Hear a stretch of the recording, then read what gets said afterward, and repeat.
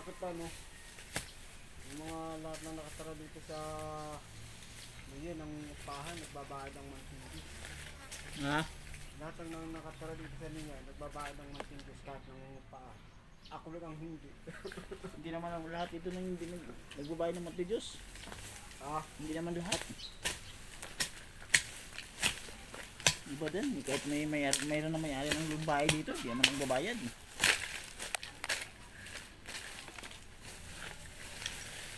Lalo mga mayaman, sus, yabang lang.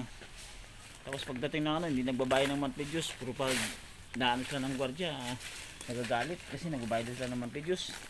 Puro pagdating sa lista,